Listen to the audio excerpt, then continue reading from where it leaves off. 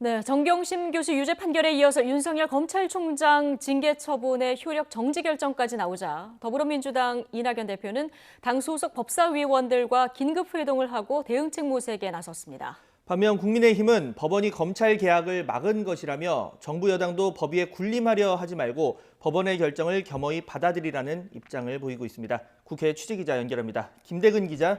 네, 국회입니다. 네. 자, 윤석열 검찰총장의 징계 효력 정지 신청을 법원이 인용하면서 윤 총장 이제 직무에 복귀할 수 있게 됐는데요. 민주당 긴급 대책 회의를 연다고요? 네, 더불어민주당 이낙연 대표는 오늘 오전 당 소속 법사위원들과 긴급 회동을 했습니다. 조국 전 법무부 장관의 부인인 정경심 교수에게 징역 4년형이 선고된 데 이어 윤석열 검찰총장에 대한 징계 집행정지 결정 등 잇따른 사법부 판단에 어떻게 대응할지 논의한 것으로 보입니다.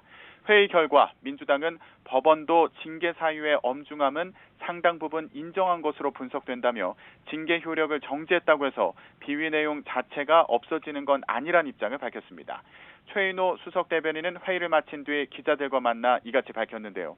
특히 윤 총장의 징계 사유 같은 일이 재발하는 것을 막기 위한 대책을 만들겠다며 현재 당에 있는 권력기관 TF를 검찰개혁 TF로 발전시키겠다고 강조했습니다. 또 앞서 검찰개혁의 강력한 추진과 공수처 출범을 거듭 강조한 데 이어 오늘도 오는 28일 처장 후보를 반드시 추천해 1월 중에는 공수처를 구성하겠다고 강조했습니다. 당 일부에서는 검찰개혁은 물론 법원을 대상으로 한 사법개혁에도 속도를 내자는 격앙된 분위기도 있는데요. 오늘 회의에서는 전선을 확대하기보다는 공수처 출범에 속도를 내는 등 검찰개혁을 위한 제도를 정비하는 데 힘써야 한다는 데 무게를 둔 것으로 보입니다. 반면 국민의힘은 법원이 검찰 개혁을 막았다며 환영하는 분위기입니다.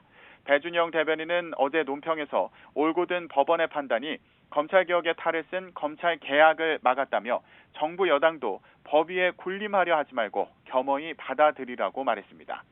국민의힘 법제사법위원회 소속 위원들도 대통령이 나서 협박을 시도했지만 사법부는 법과 원칙을 선택했다며 법원의 이번 결정을 성탄절 선물에 비유했습니다. 정의당은 이번 결과를 존중하고 따르는 것이 타당하다는 입장을 밝혔는데요.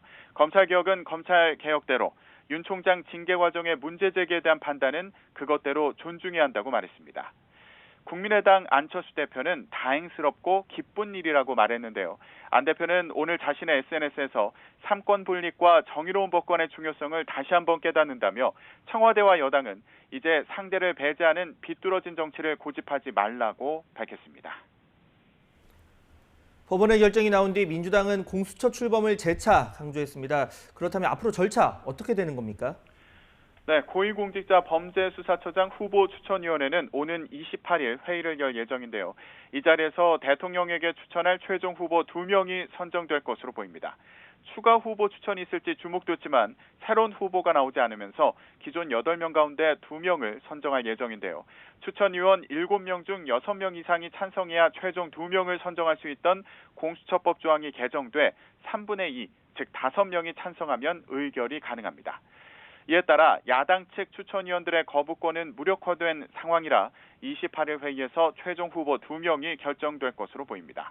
후보군 가운데에는 앞선 회의에서 가장 많은 5표를 얻었던 김진욱 헌법재판소 선임 연구관과 전현정 변호사가 유력 후보로 거론되고 있습니다. 지금까지 국회에서 YTN 김대근입니다.